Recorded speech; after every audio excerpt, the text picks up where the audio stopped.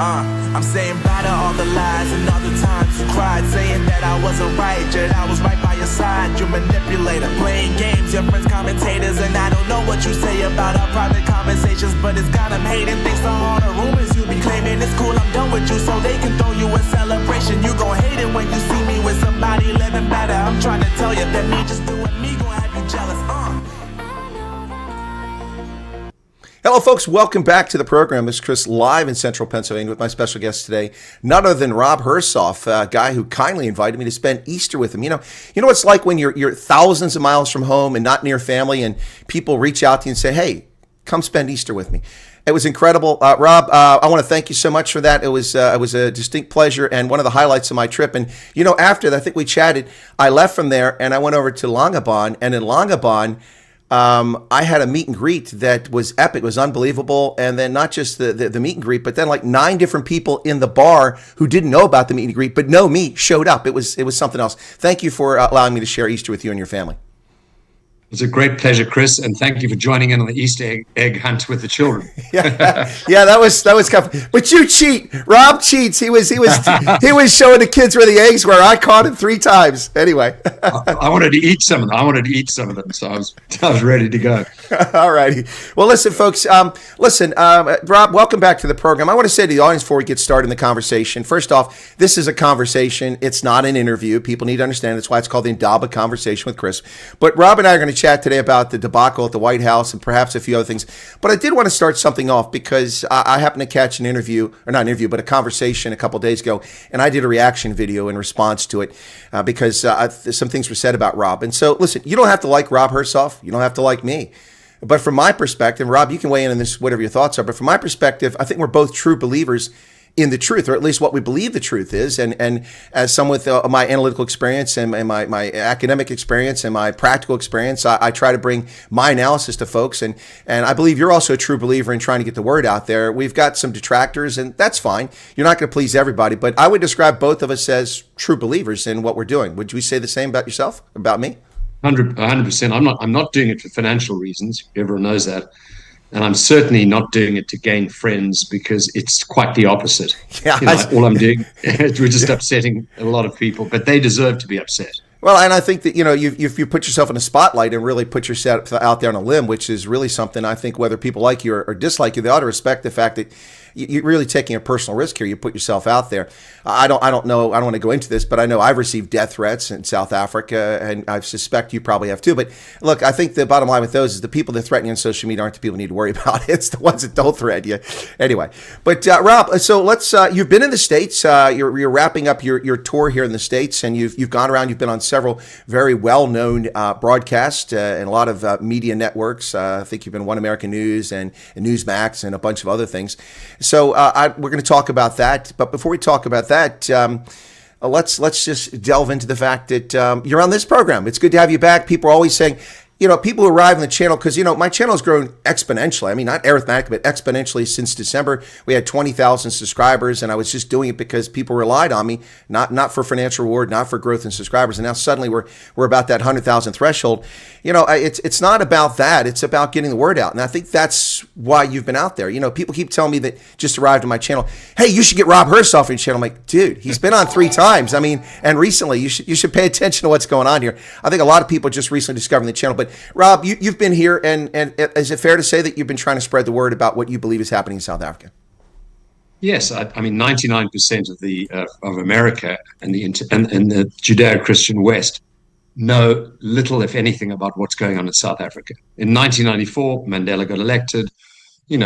South Africa was saved, and everybody sort of had a look and went, "Wow, that was a success! We did it." Saved South Africa, and then turned their attention elsewhere and kind of lost interest in South Africa. And what they haven't noticed is in the last 15 years, South Africa has gone rapidly downwards, deindustrialized, and is falling apart. And my intention, my aim on this trip, this kind of tour, was to get onto the international podcasters and tell the truth, tell the unvarnished truth about South Africa, which is exactly what you've been doing. And you tend to back your podcasts up with a lot of facts, and you're on the money when it comes to facts. So I thank you for that, correcting me as you do now and again, and I appreciate that too. Oh, well, my intention.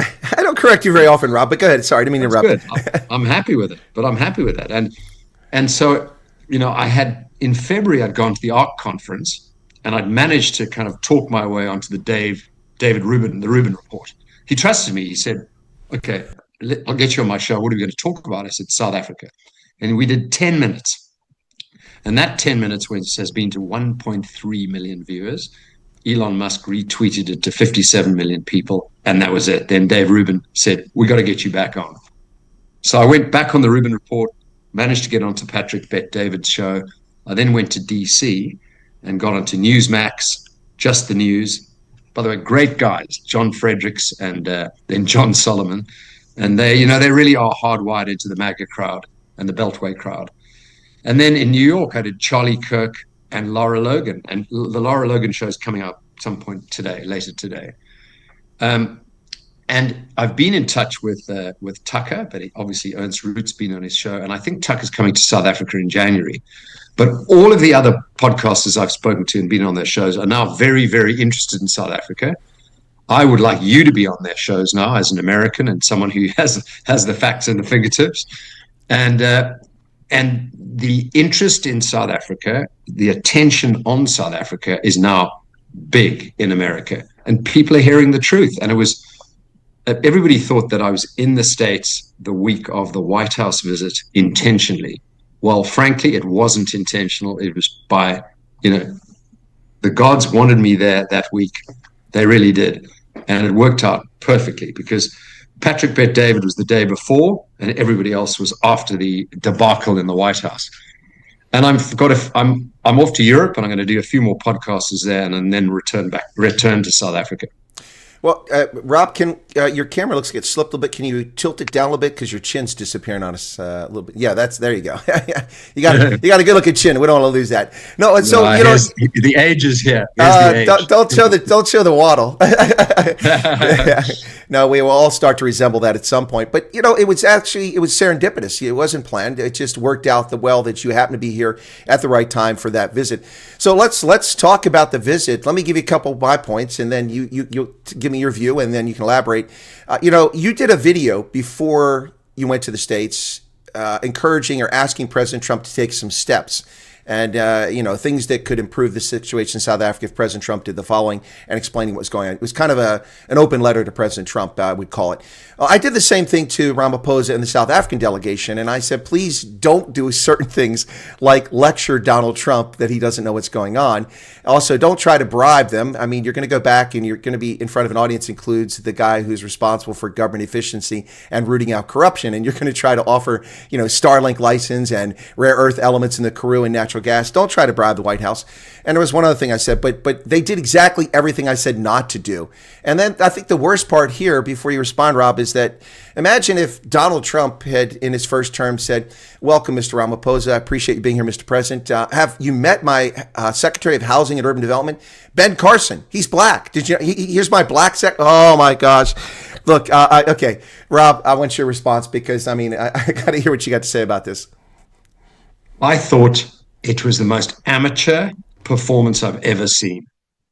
You pick up on the point of Ramaphosa saying, look, I've got a white minister. He's here, nodding dog. And then look at my little entourage of three white guys nodding dogs. Come on, by the way, there were four of them, but one didn't make it into the meeting because they had the South Africa too many white business people in the consortium. So I believe that Adrian Gore flew all the way to Washington, D.C. and then he was outbid by one of the golfers to get into the meeting. And I thought that was a really pathetic con trick, having those three guys standing there, none of whom live in South Africa. All of them are rich. Johan Rupert is the most successful businessman out of South Africa, and huge respect to him on the business front. And Ernie and Retief, huge respect to them, great guys and golfers. They don't live in South Africa. They're immensely wealthy. And Johan Rupert sleeps with his door open in London with a R1 billion security detail. In Zermatt. I think he regrets saying that. Because that was really... So, if you want to bring some out of touch people, people. At least Retief Goosen gave a proper story account of his family being attacked on farms. But if you want to bring out-of-touch people who don't live in South Africa, who are there to reinforce Cyril Ramaphosa, and my question mark is, why are they defending Cyril Ramaphosa? Why? Why are those guys standing up for Cyril Ramaphosa? Makes you think, doesn't it? And then Ramaphosa was like a schoolgirl, giggly schoolgirl, squirming in his chair when the Kill the Boer video was shown. It was an embarrassment. It was a dreadful, dreadful group of people to be there. And I just can't believe that they believed that that was a successful result. And Cyril then goes home and goes, "We won, we succeeded." And on South Africa goes into the abyss. What the hell was that all about? It was an embarrassment. Well, that was all staged. I mean, I knew that they were going to have planted questions with South African reporters, which they did, and Ramaphosa interrupted Trump. Boy, talk about bad form. Your host, you're in the Oval Office, the most powerful political figure on the planet, this side of Alpha Centauri galaxy, the most powerful person, and you're going to say, "Oh, no, I'll take that question." The appropriate thing would have been to say, "Mr. President, do you mind if I try to answer that question? I think I can." That would, but no, but he just, and then he lectures Trump. It was just really pathetic. So, Rob, a lot of the armchair quarterbacks will come at you and criticize you and say, "Well, you're saying these guys are out of touch because they live in London and the U.S." But Rob, you were out overseas for 31 years. But if I'm not mistaken, Rob, I think you moved back to South Africa around 2018 timeframe, and you live there full time since. Have I gotten that wrong? You got that right. I'm fifth generation. I went back in 2017 to South Africa. New Zealand wife, my younger children. I live in South Africa, and I am based there. Unlike those guys unlike Cyril's puppy dogs that he brought into the room with him, I live there. Well, I just want to make sure that point was clear, because I'm hearing a lot of armchair quarterbacks saying, "Well, Rob Hersov, yeah, he fled for 31 years. No, I think you found business opportunity abroad and built on that success, and then you want to come back and help save South Africa. I mean, isn't that the mission?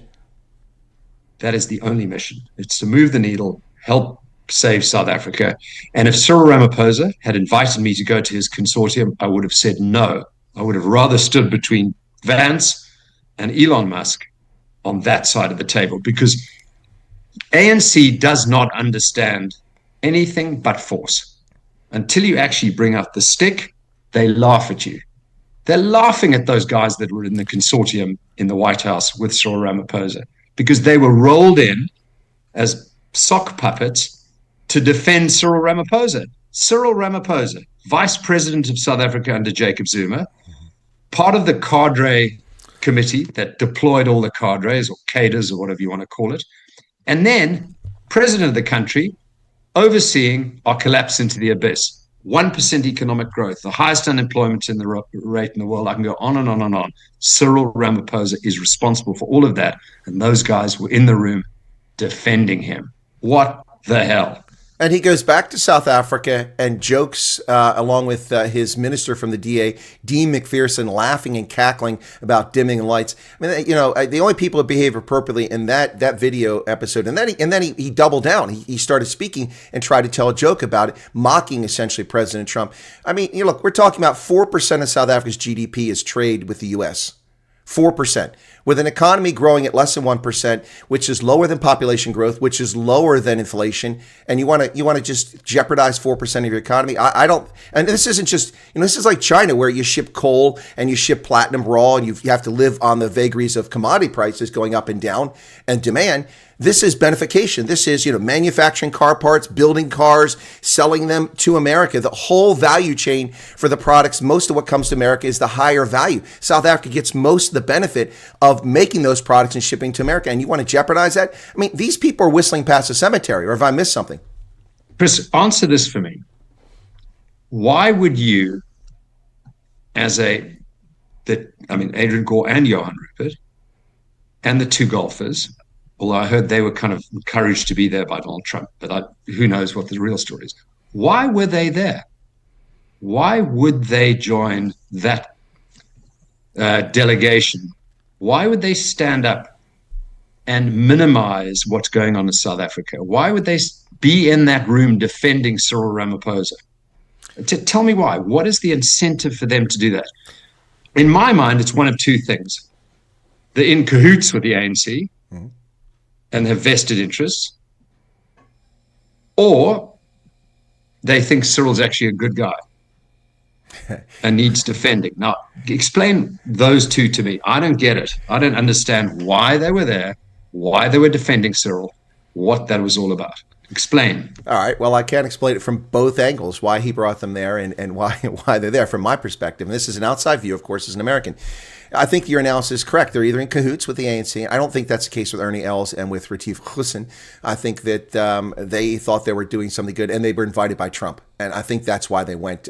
So I'll give them a pass on. And a lot of people are complimenting Retief Hussein for what he said, but I thought that Ernie Els was pretty good. I mean, I do too. Other than pulling out his passport, that was kind of lame. But I mean, he said you don't right one wrong with another wrong, and that was a great way to start that conversation, which really put the entire rest of the South African delegation on the back foot. They weren't expecting that. I mean, he came out and fired around, and so I thought that was pretty good. But Johan Rupert, throwing John. Look, I'm not defending John Steenhuisen, but throwing John Steenhuisen under the bus, saying, it's he runs the Western Cape and with the highest crime. Okay, first off, he doesn't run the Western Cape. That's Alan Winde. Number two, that's a national competency. But okay, back to the question. So I think that's why they're. Johan Rupert obviously has skin in the game, and he's trying to curry favor. That's my view there. As far as why Ramaphosa brought them, it's very telling the news reports that took place a few weeks prior to this. Remember a few weeks prior to this, Rob, that there was news reports coming out of the National Executive Committee of the ANC that they were contemplating sending a white ambassador, an Afrikaner, to the U.S. because they thought that would appease Trump. So there's a couple problems with that. Number one, they're stupid, and it shows their bigotry and racism in the National Executive Committee because we hear them, we shouldn't kowtow to Trump's racism. I'm sorry, you're the bigots, you're the racists by assuming Trump wants a white ambassador. He just wants an ambassador that has the ear of the president, knows what's going on in South Africa, can speak authoritatively for the government of South Africa or get the answer quickly. That's all Trump wants. And Chris, and when they're in trouble or when they're scared, they want white guys to ride to their rescue. Again. Think about that. Yeah, exactly. Well, that's a good point too, and I actually never brought that point up, but you're spot on. So who do they suggest? Rolf Meyer, totally discredited with most of the Afrikaner community, and then Martinus van Schalkwyk, the man who merged the old National Party with the ANC. I mean, these aren't credible people in the eyes of the white community of South Africa. Anyway, so they actually believe their own press. They think that Donald Trump is a racist, and that he would be influenced by sending white people who will act on behalf of the ANC. It's not about white. Chris, it's stupid. They've got ANC bootlickers like News 24 parroting what they want them to say and what they want to hear. I mean, News 24 is a disgrace. Yeah, I mean, across the board. I mean, unbelievable nonsense. So first off, let me cover this and I'll get your take on this. So every Western media outlet, especially in the United States, and also, because I read the UK, I read Germany, I read France, but almost every Western outlet, every South African outlet, and most American outlets came with this nonsense about an ambush, and they all said that Trump pushed on white genocide. This is when the white genocide came up twice in that conversation. First time was a question, Mr. Trump, what will it take to get President Ramaphosa to convince you that there's no white genocide? And then Ramaphosa interrupted and he answered the question. So Trump didn't say genocide. Then the other question they asked, I think before that was, Mr. Trump, do you believe that there is a white genocide in South Africa? And Trump's response was, I'm not convinced. He never said genocide in that entire interview. Watch the tape. Yet every news outlet goes on about how Trump claiming a white genocide. He never made the claim. The media are claiming that. The media, they're the ones that raised the question. They're the ones reporting that Trump said it. He never said it once. He said he wasn't convinced. He said he wasn't convinced. And one more thing before you respond to that. Trump really did Ramaphosa a favor by not embarrassing with any of the video clips about him, keep your America, we'll keep our South Africa. Paula. Well, that I didn't even think about that one, but just the video clips of him, Julius Malema, we welcome him back. His natural home is the ANC after lying to Trump. All these things could have been done to embarrass Ramaphosa. He didn't do that. He showed video clips of people who are no longer in the ANC so he can distance himself from it. Brilliant. It was genius. It was genius by Trump. And the South African delegation was too stupid to even see that they were being done a favor. 100%. And actually, Ramaphosa is so stupid, he walked into the trap. He kind of said, it's just a minor party. Well, 10% of 60 million is not a minor party. And that's where this whole narrative of could South Africa be Germany 1933? In Germany in 1933, they didn't have red berets, they had brown shirts. They were jumping up and down in stadiums, on streets, in bars. They were dehumanizing the Jews. They were symbolizing, classifying. And if you look at the 10 tenets of genocide, classification, symbolization, discrimination, dehumanization, organization, polarization, preparation, persecution, extermination, and denial, South Africa's got about 7 of those going at the same time. So when people say there is no genocide, what they're really saying is there's no extermination, and that's true. There is no extermination yet. But we've heard, Julius Malema, we've heard, and Trump played that too, slitting the throat of whiteness, but not yet. It's all the pieces are being put in place, and Ramaphosa and his ANC are pushing this forward. So there is no extermination. There are no mass land invasions, but the pieces are being put in place for this to potentially happen. And Donald Trump very intelligently has highlighted it. And that word genocide, which has triggered the left-wing press, is actually a word that has been intelligently inserted into this conversation to alert people to what is actually being put in place in South Africa and what could happen. Well, that raises 2 points. The refugee program for the U.S., I've told people, because the media lies about this all the time, all the media talk, they focus on farmers. I said from the beginning it's not about farmers. They focus on whites. I said from the beginning it's likely to include racial minorities. And guess what? That's exactly what the program includes. So they're wrong about that. And in fact, there was a colored couple on the first cohort that came over here. No media in South Africa reported on that. They're all desperate to meet them so they can exploit them, and I won't tell them who they are because they're shameful behavior. But it's so that's the first point, is that they've gotten that whole story about refugee thing wrong. It's about racial discrimination. That's why the refugee program exists, racial discrimination, which is apparent. So, because their argument is, well, we need your help with crime. We have a crime problem. That's not why refugees are here. They're not here because they're farmers. They're not here because they're Afrikaners. They're not here because of crime. They're here because of racial discrimination, your 140 plus laws, and the abuse that coloreds, Indians, and whites get by the government of South Africa. So that's the first point that really, I think, needs to be put out there. They continually lie about this. That's why we have it. And the second point about this, Rob, is that I give this story. Give me an example of, how I'll give people refugee status. So let's say we give homosexuals in Syria refugee status because they're gay. So if you're a gay person in Syria and you want to apply for the refugee program, the president or Congress or Secretary of State grants you special status because we know you're in jeopardy. And why? Well, because if we don't, they drop gays off of roofs in Syria to their death when they find out you're gay. That happens frequently. So are we supposed to say, well, no, you haven't been murdered yet, because you're gay. So we're not going to let you come over as refugee because you can't prove that you're under threat. Oh, they dropped him off the roof. I guess, well, it's too late to give him refugee status. So it's too late to give people refugee status in America once the genocide begins. So let me come at this from a slightly different angle. What does Donald Trump want in America? So let me back up. If you move to Japan, you will never become Japanese. If you move to Germany, you never really become German. But you move to America on day one of getting your passport. You're an American. You become an American. Yep. It's the greatest brand cultural invention the world has ever seen. America is it. It's the greatest country in the world from every aspect, and getting greater, by the way. China's on the way down rapidly. By the way, they announced 2 days ago they're into a deflation. China's in a deflation. I've been saying China's weaker than you think, but it's like Japan 40, 50 years ago. It's finished. China's over. Yeah. Russia couldn't even beat Ukraine in a fight. Yeah, exactly. Okay? Exactly. I've been saying this about China for 15 years. America is so strong. All of our children should be in America. I'm telling you right now. I'm so convinced after this trip. Anyway, what am I saying?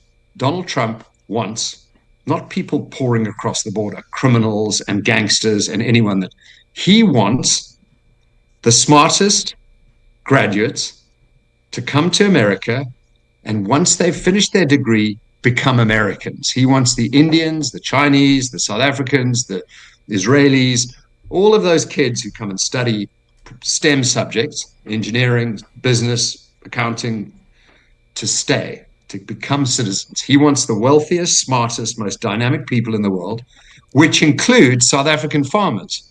He wants the professional, successful people to come to America. And that's the subtle message. You're going to hear that more and more and more. He's going to find ways to encourage those sort of people to move to America.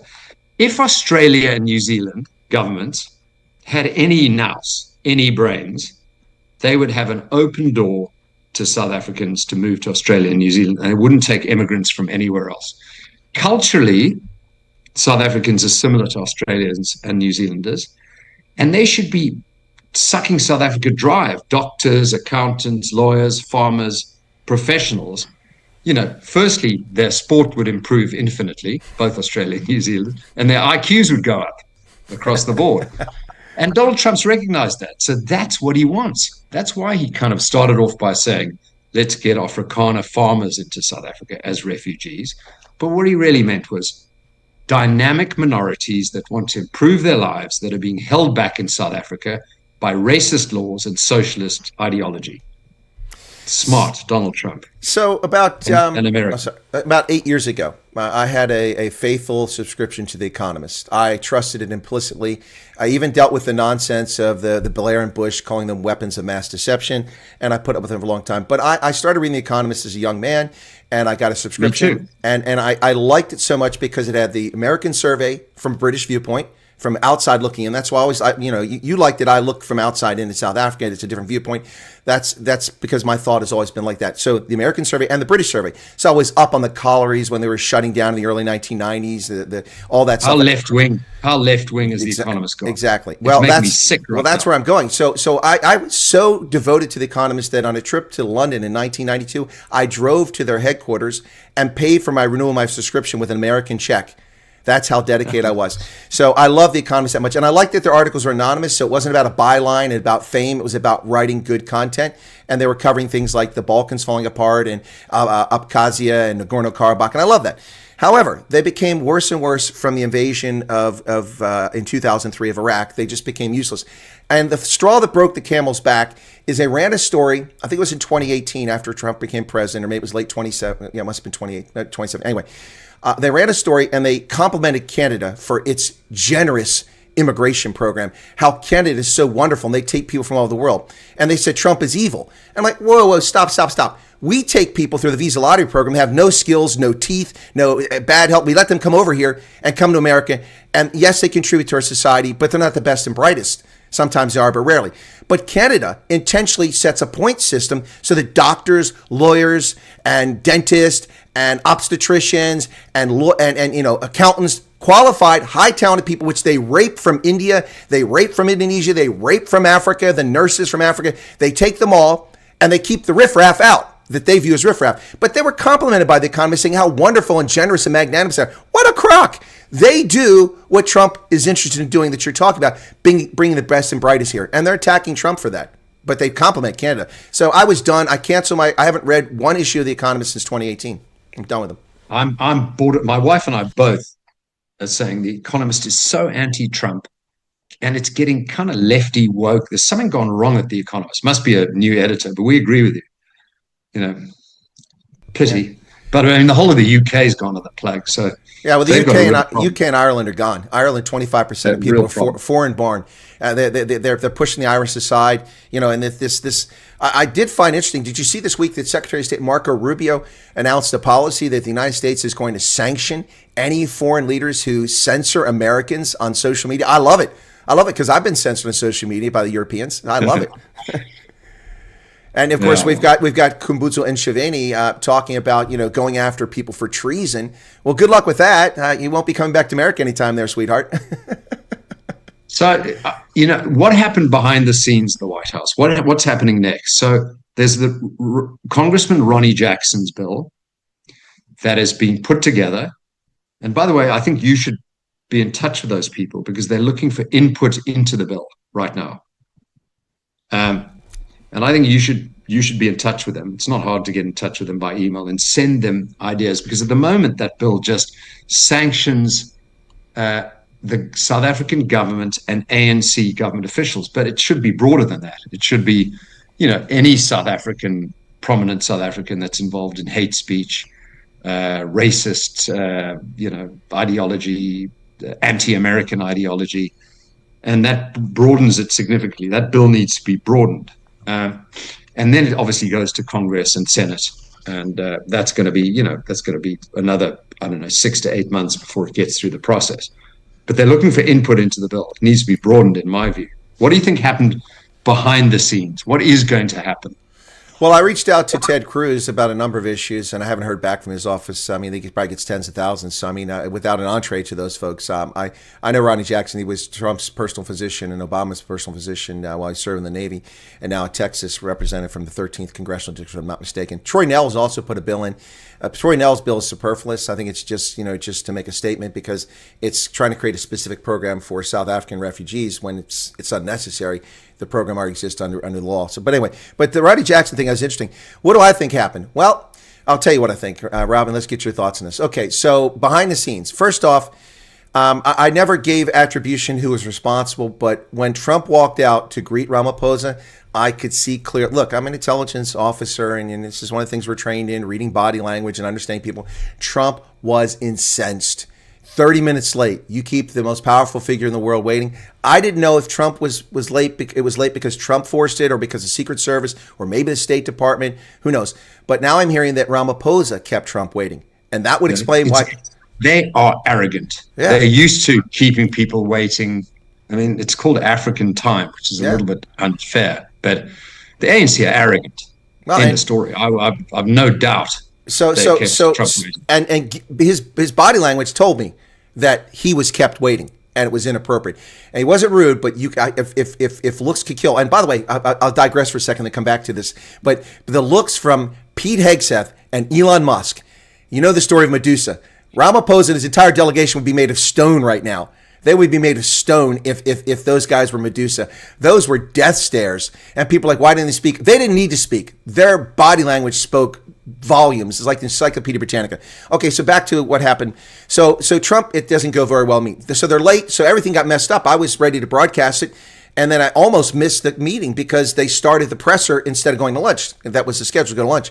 So they did the presser, and then the presser ended like that. Trump never embarrassed them in public. They embarrassed themselves. He never put Ramaphosa on the spot because he could have put all the other stuff out there. He gave them a chance to answer questions behind closed doors. This is what I think happened. Now, the Daily Maverick claims it has 2 South African sources and 1 U.S. source, and that it was wonderful, rousing success. Well, it was a rousing success. Where is the discussion about no tariffs or low tariffs or preferential trade? And where is your trade representative? Oh, but there's no trade representative in Washington.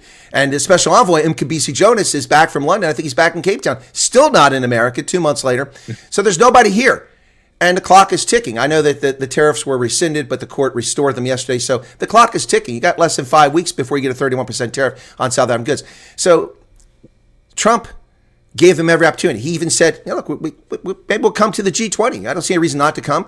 I'm not convinced it's a genocide. He gave them every angle. And all they did was piss him off. Look at his body language when Kumbutsu Nchimeni sits there with a smirk the entire time the videos are playing. Look at Trump. He is beyond. If he could spit bullets, he would have spit bullets. Behind that door, I'm pretty confident that there was a PK and some mooring going on. And there was a reason Hegseth was there. And Hegseth was there because of Iran. Iran didn't come up. And all these stupid journalists, oh, he's showing stories of the Congo. It's in these newspaper clippings. Do you expect us to compromise sources and methods in front of the international media for you boneheads? That stuff, if it was shown behind closed doors. That's why Hegseth was there. There was no reason to have a defense secretary there. Ramaphosa didn't bring anybody from his defense establishment. This was a mooring. This was a PK behind closed doors. And the fact that nobody in the Trump administration is speaking about it publicly yet is shocking. Never do we have meetings like this in which somebody doesn't run their mouth. Susie Wiles has control of that team, and they're keeping their mouth shut for risk of being relieved. And something is coming. Friends and family only Friday. Hey, it's Friday. Maybe something will come out today. Trump's speaking today at 1 o'clock. But it didn't go well for South Africa. And if it did go well, we would have seen deals announced. We'd have seen all kinds of stuff. The only thing that the ANC government has been able to come back and say is, well, we're going to ease the restrictions on Starlink. And all that done is made a lot of South Africans very angry. Anyway, that's my take. It went very poorly behind closed doors. What do you think? So it's one of two things. It's either America has just lost interest in South Africa, the MAGA, the Trump administration, they kind of go like, well, I mean, if these billionaires and golfers think there's no problem, well, fend for yourself, pal. Go on the plug on your own. Or they've got a major plan in place, and the hammer is about to strike. From an international perspective, and American priorities, there is Ukraine is not coming to a boil. I mean, I think Putin's got 2 more weeks of rope left before a deal will get forced upon him. And he's very, very weak. I mean, for Russia not to be able to even defeat Ukraine is a clear reminder of how unbelievably weak Russia is. Yeah, it's secondly. Sorry, Rob, I got to interrupt for just a second. Sorry, not to be rude, but I spent my young adult life preparing to fight the Soviet Union. Now, is this in the same army as the Soviet Union? But I mean, this is what we were afraid of. I mean, they can't fight their way out of a marsh. Anyway, sorry, it's just Same thing with China. China's now in deflation.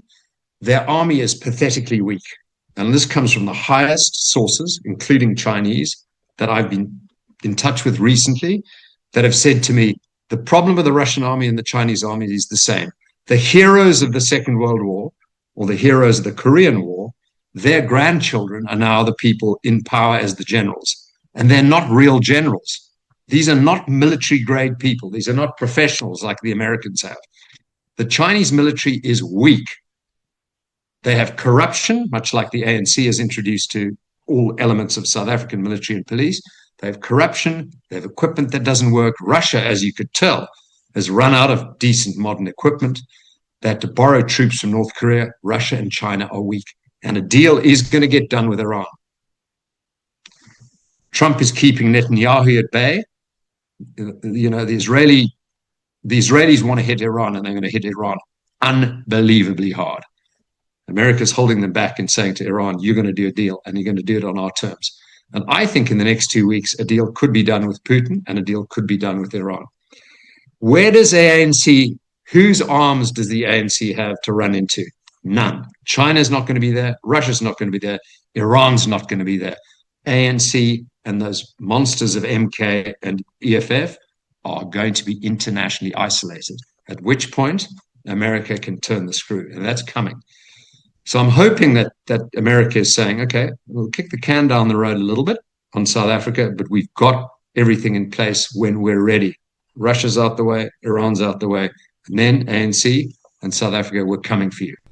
And I think there's a bit of a limbo period now where the ANC and their lapdogs are stupidly saying, oh, we've managed to persuade America to back off.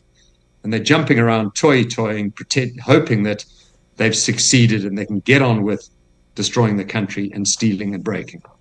But I think America's biding its time and is going to come in very hard, and I think relatively soon. Now, whatever that means. Yeah, whatever that can be. But the thing is, the difference between today and 1985 is stark. In 1985, there was no SWIFT banking system where you could cut a country off and stop the flow of their capital. In 1985, the United States and the world were dependent on gold being exported from South Africa. People needed the gold. We needed the platinum. We needed a lot of things from South Africa. We needed South Africa in 1985 to be a bulwark against communist expansion coming from Angola, Mozambique, and coming down the continent. It was geopolitically important at the time. Today, the United States, could do grievous harm to South Africa. First off, if a 31% tariff goes into effect, nobody's going to buy cars in America from South Africa because they're going to be too expensive. They're going to be more expensive than cars coming from Europe or cars made here because of 31% tariff. That's 141,000 jobs in the automotive industry in South Africa directly tied to those cars. Chris, Chris, I don't think the ANC cares. I think you're right. So I'm going to say something that anyone who's a decent, common sense, logical human being won't understand. I think the ANC just don't care. They don't care if the economy melts down. They don't care if we have 30% tariffs. They don't care if 250,000 people are out of jobs, because I think they want everybody on social grounds. They want to melt down South Africa like Zimbabwe did by chasing the farmers out. They want the same thing to happen. They want as many of us to leave as possible, us being the, not whites necessarily, but white-colored, Indian and black, dynamic, competent people that believe in free markets and want to work and improve their lives. They want this. This is the Soviet playbook in place. And the final piece is get rid of the elites, the intellectuals, and the people with money, and control a country and its resources by nationalizing everything. It's a slow way of producing it, but we're getting to the end game. They don't care. They don't care if everything breaks, because once things break, they can steal the country. Well, and we've How seen about that for a concept? Well, it is an interesting concept, and I've had to ask that question a few times. I even had a conversation with Neil de Beer about this, because Neil's been on the inside with the ANC, and when I was in South Africa a few weeks back, and I said to Neil, it doesn't make any sense, Neil. I mean, they can't be this dumb, can they? And Neil said, Chris, they are that stupid. It's malevolence, yeah, and stupidity combined. Yeah, I think you're right about that. But we've seen this playbook before unfold under Pol Pot and the Khmer Rouge in Cambodia. And people wearing eyeglasses were murdered because they were intellectuals, because they had eyeglasses. And we've seen in the Soviet Union, where they wiped out the senior officer corps of the Red Army because they might pose a threat to Stalin. They took them out, executed them by the tens of thousands. And then when the Winter War came in 1939, the Finns handed them their hats. And they destroyed the Soviets. The Soviets had to sue for peace. Finland defeated the Soviet Union, the only country to ever General Mannerheim. Yep. How's that for my history? How's that my history? You know your history. Finland is one of my favorite topics in the Winter War. But yeah, Gustav Mannerheim, they former Tsarist officer, and then a white army officer, and then the guy that led them through the war. But the Finns, the only country ever to my knowledge defeat the Soviet Union on the battlefield was Finland. No one else beat them. The Nazis didn't beat them. They just kept retreating and eventually came back. But I mean, they wiped out. They in Ukraine, they wiped out the peasants, calling them kulaks. If they had 2 cows and a chicken, that meant they were wealthy. Any intellectuals destroyed, collectivized the farms, nationalized everything, and destroyed the country. Destroyed it. And that's what these people in South Africa seem to want to do as well. Put 1 million people on subsistence farming. That's a recipe for perpetual poverty. Subsistence farming. It's stupid. So I've got a friend who was ANC. He was an ambassador in Africa, an ambassador in South America, and a fundamentally good guy. And I think he's left the ANC now. But he said to me he'd had a couple of whiskeys too many at a braai, and he was in one of those emotional, conversational moods. And he said, Rob, one thing you white guys will never, never, never understand is that a lot of us black guys are glad Mugabe chased the white people out of Zimbabwe. We actually see him deep down in our hearts as a bit of a hero to get rid of you people from Zimbabwe. And I listened to this and I thought, do people have this fundamental hatred? And, it's just, can we ever get over this? I mean, you see Penn, his borderline racism bubbling out all the time. Much as I love the guy, there's something down there a deep hatred that pops out every now and again. And it's just very worrying. Can we ever get beyond this? Can we ever have truth and reconciliation, a sell-by date for blaming apartheid, whiteness, and colonialism, and move on and try and build a country that's a better future for our children? I doubt it. I'm at a 3.5 times 10 out of South Africa at the moment. I really am. Having been to America, I'm wondering why we are even bothering. And Elon Musk, who was asked in January by a friend of mine, do you think South Africa stands a chance? Do you even care? And he went, demographics don't lie. I mean, I really am very, very depressed and negative about South Africa. I really am. Well, but the demographics aren't an issue for me. It's the culture tied to the demographics. That's the problem. Culture of expectation, entitlement, low expectations. The chief owns everything, and he shall rule. That's not going to fly in the modern world. It doesn't work. It's just very frustrating. So, Rob, you opened the door, so I'm going to touch on this very quickly. I did catch Pinul, the Black Pen, did a live stream the other day. I am subscribed to his channel, and I happened to catch it. And about 3 minutes into when he started, I listened. And he's very angry at you. It was a personal attack on you and said you lied and lied and lied. Look, I didn't see your interview on the Patrick Ben-David show. I never saw that, so I don't know what you said. All I have is his comments. And so I wrote down a bunch of notes as he spoke, and then I refuted them. And you mentioned earlier that I correct you sometimes. I actually did correct a few things you said or clarified a few things that he says you said. But he's obviously very angry. But also Pinul's understanding of South African history is pretty thin based on what he had to say there. I was a bit surprised. I don't have any dog in the fight. I have nothing against Pinul. We were going to do an interview a couple years ago. It just never materialized. There's no ill feelings there. Nobody owes me anything. I don't pay my guests. Anyway, but I watched this and he sounds but he seems hell-bent on disliking rich white people and blaming rich white people for the problems in South Africa as if the rich black people have no role in it. Anyway, I'm not to pick on you, but you did mention earlier that I corrected you a few times, and that was one time I did correct you. I'm happy to be corrected. Look, Penn, I adore him. I really do. He's been a real wonderful friend of mine. I've enjoyed our friendship. I really have. But I think sometimes maybe he or others need to take a break from podcasting. He's talking every day, all day. And I think at some point you get ahead of yourself. You kind of run out of things to say, or conspiracy theories seem to be the most interesting things to talk about. And you make facts up because no one's pushing back against you. You believe your own stuff. And because no one says, hang on, that's nonsense, pushes back, stops you, schools you, you just run amok. And he has run amok with his thoughts, his ideas. If he's having a bad day, he'll say something that's racist. If he's having a bad day, he'll say something that's completely insane. Fundamentally, he's a great guy. But I think he just probably needs to take a break from talking on podcasts every single day, because he needs to take it a little easier, take a holiday, and welcome him back to the fold. He's fundamentally a great guy. Well, that's a fair point, but I will say that some people with the background experience and the gravitas can speak every day, all day long. I'm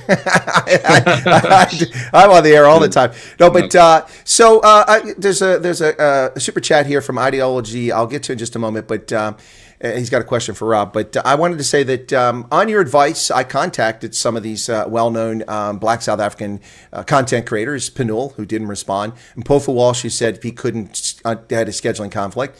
And he does have quite a tight schedule. Yeah, so he said Caesar is a good guy. Yeah. He said, we probably would have had an interesting conversation. But then DJ Sabu, and I knew who DJ Sabu was. What a gentleman! What a fantastic gentleman! I really enjoyed that. But I wasn't set up, but I didn't understand that this was going to be Mondays with Nota. That I thought was going to be DJ Sabu. So it wound up being Mondays. The same thing. When I went to DJ Sabu, he said, "Guess who we got as a surprise guest? Penwell."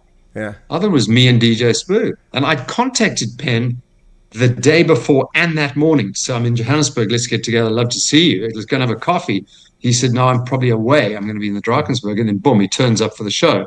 And he said, look, it was a last minute thing. So we invited, which I believe him. But, it was I don't mind. And we got into an issue when I was on the Spoo show with Penn, where I actually schooled Penn. I had enough of him. He gives a few facts.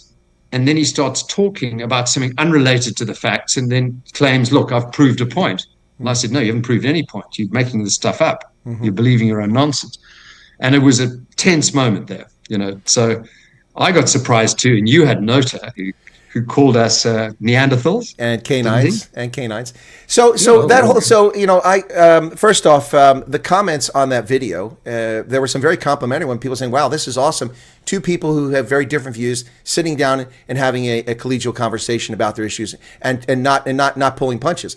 I thought that was a great comment. But then, of course, a lot of black supremacists came on there and attacked Nota, calling him a sellout, attacked me. The one I found the most entertaining, Rob, was this. They said, who is this white YouTuber lecturing black South Africans? Number one, I didn't lecture anybody. Number two, I'm not a YouTuber. I'm a political scientist. I'm a historian. I'm a university lecturer. I'm postgraduate, multiple degrees, speak 6 languages. Yeah. I'm an intelligence analyst. Come on, get over yourself. Anyway, but what I want to say about the interview or the conversation was this. DJ Sabu excused himself. I didn't know that was going to happen. That was just Nota and I.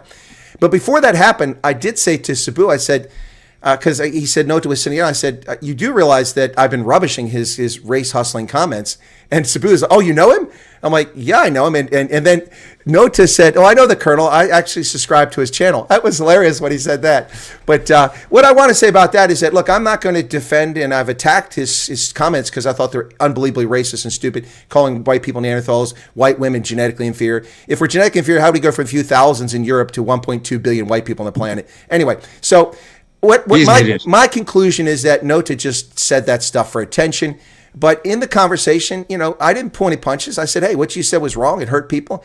What I liked about the conversation is that whether we agree or not, we had a conversation. And he made his points. I made my points. And it wasn't a debate. But I think that those who are willing to listen to the conversation found it useful. So I want to thank you for recommending that I contact DJ Sabu. And I want to thank him for the invitation. It was really nice. I had a good time. And it was lovely. So here's a message to Penn. Okay. Penn, invite the Colonel on your show. Have a debate. Have an interview with. Come on, the two of you. Get on a show together. Come on. Yeah, there you go. That'd be great. But no, it was the only problem with it is, of course, we started in African time. So I was an hour late for my meet and greet. And I want to thank all those who hung around at Prison Break in 4 ways, who waited over an hour and 15 minutes for me to arrive. My sincere apologies. That was awesome. Oh, by the way, so Rob, I'm not crowing. I'm just stating facts. My audience knows that. I don't know if you're aware of it, but I always, when people come up and recognize me, because I'm a nobody who knows me, but apparently I'm well known in South Africa. Yeah, it's the beer. But 160 different occasions, someone had the courage to come up and say, "Hey, Colonel Chris," and then we do selfies all over the country in every province. It was amazing. The last trip was 45 times it happened. This time 160 times. And of the 18 meet and greets that I held, 1,400 people came to those, including 300 at Opie Plus in Pretoria. It was unbelievable. South Africans are so wonderful and generous. Really, really appreciated that. So here's the question. Ideology gave £5 super chat. Thank you for that. He says, Rob, do you think Rupert was honest individuals?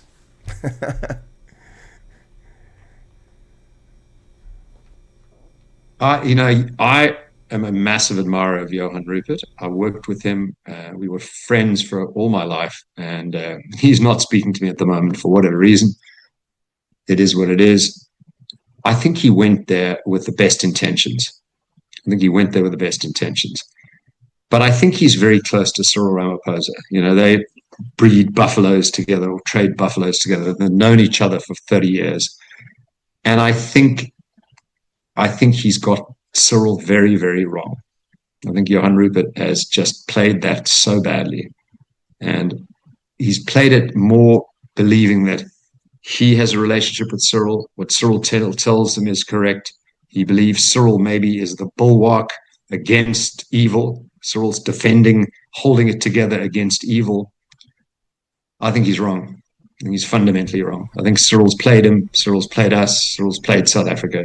Cyril's playing the Soviet playbook from way back and implementing it step by step.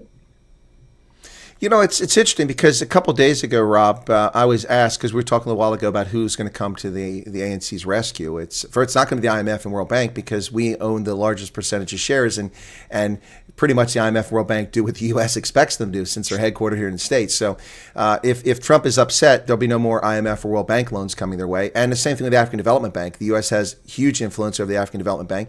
So that leaves the BRICS Bank, which gave South Africa $1 billion in 2020, which disappeared into the Ethernet. No one knows where that went. So I don't know where they're going to get any money. But as far as people coming, I was asked the other day, someone said to me, but Russia will help South Africa. I'm like, you realize Russia has like $32 million of trade with South Africa. It's a rounding error. U.S. has $20 billion. Russia's not coming to South Africa. Do you know who looks like who has ridden to the ANC's rescue? Saudi Arabia? No, Johan Rupert, Adrian Gore, and Patrice Motsepe. Oh, yeah. That's what it looks like. That's what it looks like. Yeah, okay. Well, unless they prove it differently, that's what it looks like. It's pretty bad, in my view. It's a pretty bad look. Yeah, no, I'm with you. But look, as far as the BRICS, the BRICS is, it's an acronym. People don't understand this. There are no bilateral trade agreements that reduce trade barriers, that allow reciprocal employment and things like that. There's no mutual defense pact. It's just an acronym where a grievance club gets together and whines about the developed world, and every year. I went to the BRICS. I was an accredited journalist with South African government. I went there to the BRICS summit, and it was just nonsense. They're talking about a currency, but nobody, the BRICS. Yeah, the IMF says that the renminbi is a convertible currency. Do you have renminbi? I don't. Chinese one. I've never had one.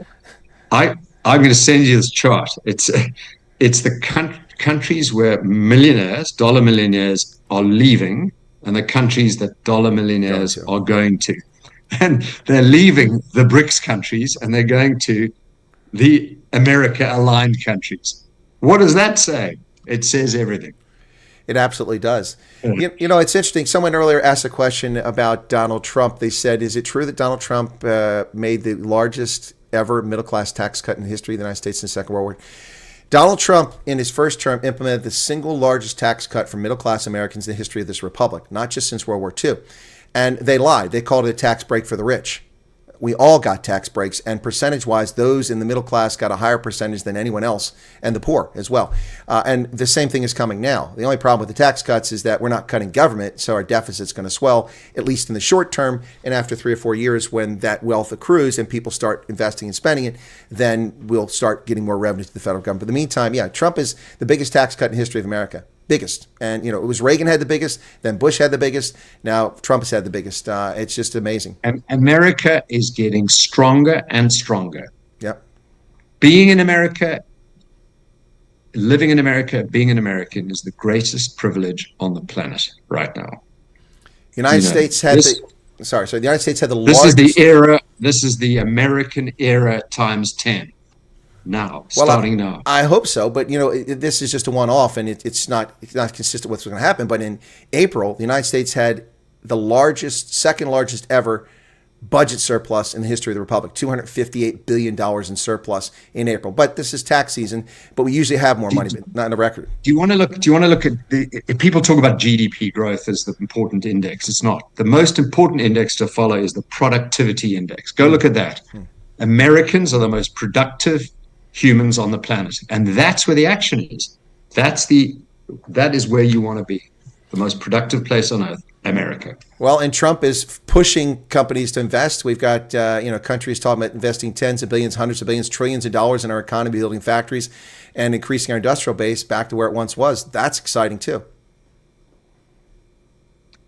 Chris, I just want to thank you for everything you're doing for South Africa. You do it only because you believe, only because you love the country. And I, as a South African, on behalf of all the other South Africans that live in South Africa, are eternally grateful for what you do. Thank you.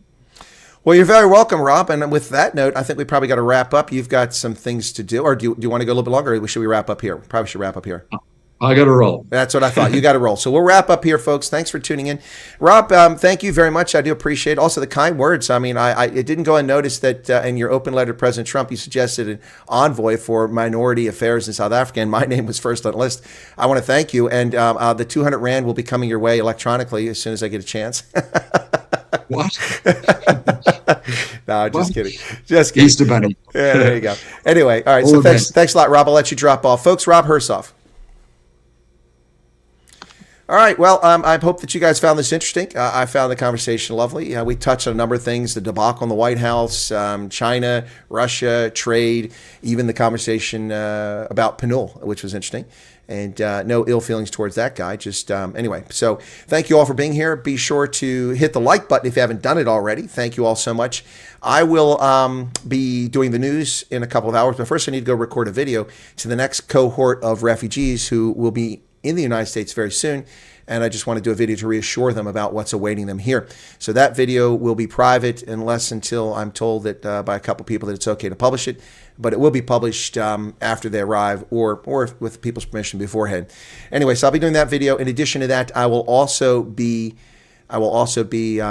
doing the news at the top of the hour or top of the day, 6 p.m. South Africa time, noon. And then finally, over on Rugby Ascendant, it's back to URC action, the quarterfinals. The first quarterfinal today, Glasgow Warriors hosting my Stormers. So get ready for that, folks. Stormers on Rugby Ascendant later today. I hope you can check it out. Thanks for being here. Be sure to hit the like button if you don't mind. Really appreciate it. My thanks to my guest, Rob Hersov. As Rob said, he's come over here to do these major media outlets.